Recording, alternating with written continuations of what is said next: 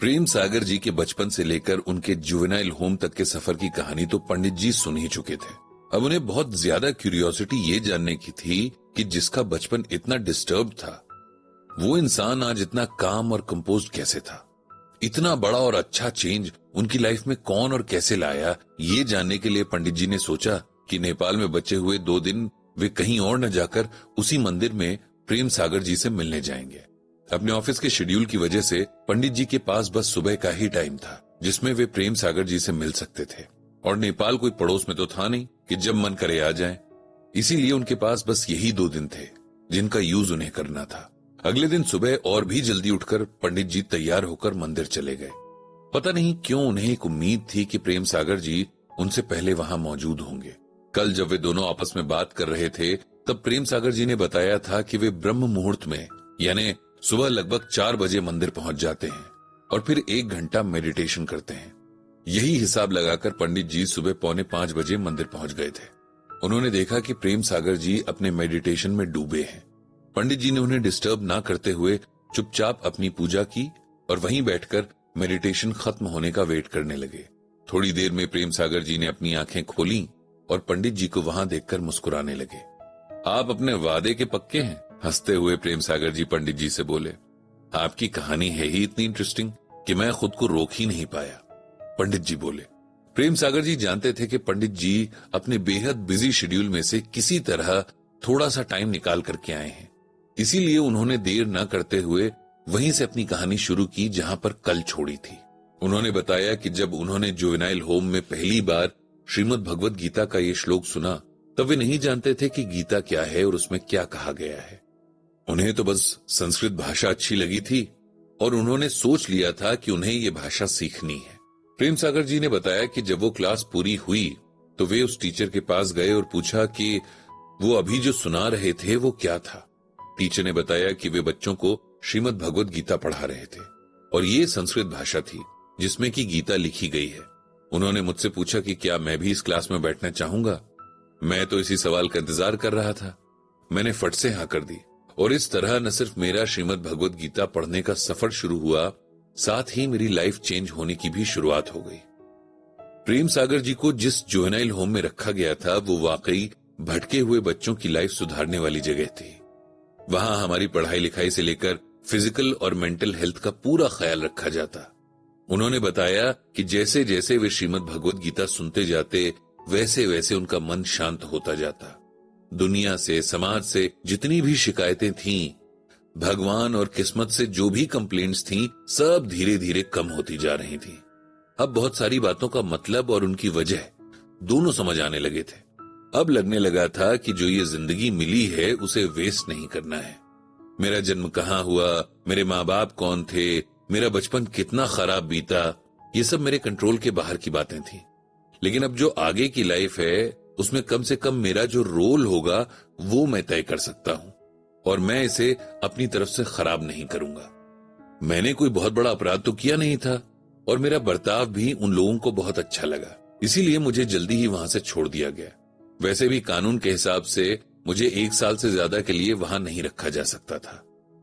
अब मेरे पास कहीं जाने की जगह नहीं थी, इसीलिए मुझे फिर से एक गवर्नमेंट फैसिलिटी में भेज दिया गया। इस बार प्रेम सागर जी के पास अपनी लाइफ के लिए एक एम था, एक बेहतर सोच थी और कुछ भी करके खुद को हर दिन थोड़ा और अच्छा बनाने की इच्छा थी। प्रेम सागर जी ने अपनी पढ़ाई पर बहुत मेहनत की, साथ ही लाइब्रेरी से श्रीमद् भगवत गीता भी लेकर पढ़ते रहे। जैसे जैसे उन्हें गीता ज्ञान की कुछ बातें समझ आने लगीं और उन्होंने उन बातों को अपनी लाइफ में अप्लाई करना शुरू कर दिया, वैसे ही उन्हें लगने लगा कि जो आज तक उन्हें अपनी लाइफ की सबसे बड़ी कमियां या अपना बैड लक लग रहा था वो बस उनकी समझ का फेर था। उनके और उनके अच्छे भाग्य के बीच अज्ञान का एक पर्दा था जो धीरे धीरे हट रहा था और जैसे जैसे ये पर्दा हट रहा था उनकी लाइफ में खुशी और सेटिस्फैक्शन दोनों आते जा रहे थे। प्रेम सागर जी ने सेल्फ स्टडी करते हुए पहले हाई स्कूल और फिर इंटरमीडिएट कंप्लीट किया और फिर उन्हें एक छोटी सी लेकिन इज्जतदार नौकरी मिल गई। जब अपनी जिंदगी सेटल हुई और थोड़ा पैसा भी आने लगा तब पंडित जी ने सोचा कि क्यों ना जितनी जल्दी हो सके समाज की सेवा की जाए। इसके लिए उन्होंने पहले खुद प्राइवेट ट्यूशन लेकर लगातार 5 साल तक संस्कृत पढ़ी और फिर जाने कितनी बार श्रीमद् भगवद गीता पढ़ी। जब उन्हें लगने लगा कि अब उनके अंदर गीता ज्ञान को लेकर थोड़ी बहुत समझ आ गई है, तब उन्होंने अपनी तरह के बाकी लोगों की जिंदगी बदलने का डिसीजन लिया। वे दोबारा उन्हीं जगहों पर गए जहां उनका बचपन बीता था। वहां की अथॉरिटीज से रिक्वेस्ट की कि वे बिना किसी स्वार्थ के बस बच्चों को गीता ज्ञान समझाना चाहते हैं, ताकि उनके भीतर पल रहा गुस्सा और दुख खत्म हो, दुनिया को देखने का एक नया नजरिया उन्हें मिले और उनकी जिंदगी बेहतर हो। उनका बैकग्राउंड, उनका सफर और उनका प्रेजेंट देखकर अथॉरिटीज ने खुशी से उन्हें यह मौका दिया, और तब से आज तक उनसे जितना बन पाता है वे इन बच्चों के बीच जाते हैं, उन्हें गीता ज्ञान की सौगात देते हैं और कोशिश करते हैं कि उनकी लाइफ में एक डिफरेंस ला सकें। प्रेम सागर जी ने बताया कि वे लगभग 40 साल से गीता पढ़ रहे हैं और हर दिन पढ़ते हैं। अभी भी उन्हें लगता है कि ऐसा बहुत कुछ है जो उन्हें पूरी तरह से नहीं पता, लेकिन आज अगर उनकी कोई रिस्पेक्ट है, उनकी जिंदगी की एक दिशा है, तो वो सब गीता ज्ञान की बदौलत ही है। प्रेम सागर जी की बातों से पंडित जी बहुत इम्प्रेस थे। एक इंसान अपनी लगभग सारी जिंदगी दूसरों को सही राह दिखाने में बिता देता है, अपने लिए कुछ भी नहीं सोचता, और फिर भी उसे लगता है कि उसका सीखना अभी पूरा नहीं हुआ है, तो ऐसे इंसान को सच में ही कर्मयोगी मानना चाहिए। गीता में भगवान श्री कृष्ण ने कहा है कि ब्रह्मण्याधाय कर्माणि संग त्यक्त्वा करोति यः लिप्यते न स पापेन पद्मपत्रमी वाम्भसा।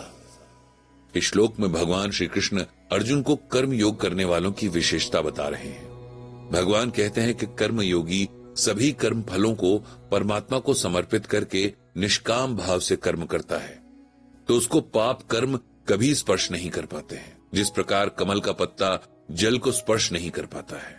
अब इसे सिंपल वर्ड्स में समझते हैं। भगवान कह रहे हैं कि एक सच्चा कर्मयोगी वो होता है जो अपने सभी कामों को निष्काम यानी बिना किसी इच्छा के करता है। इस बात को डिटेल में ऐसे समझना चाहिए कि काम करते हुए उस काम से अटैचमेंट या फल की इच्छा ना करना ही निष्काम कर्म कहलाता है।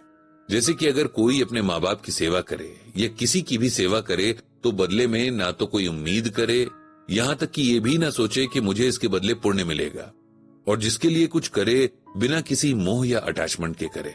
ऐसा करने में जो कामयाब हो जाए वही सच्चा कर्मयोगी है। ऐसे इंसान को दुनिया के पाप उसी तरह छू नहीं पाते हैं जिस तरह हमेशा पानी में रहने के बाद भी कमल का पत्ता गीला नहीं होता है। कर्मयोग के लिए श्रीमद् भगवद गीता में कहा गया है कि ये मन को शुद्ध करता है।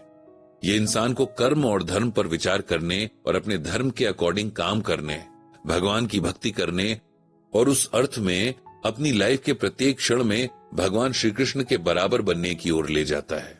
पंडित जी ने प्रेम सागर जी को सच्चे दिल से नमस्कार किया और कहा कि आपसे बहुत कुछ सीखा है, आगे भी सीखता रहूंगा। इसके बाद पंडित जी ने प्रेम सागर जी से उनका फोन नंबर लिया और उन्हें नमस्कार किया।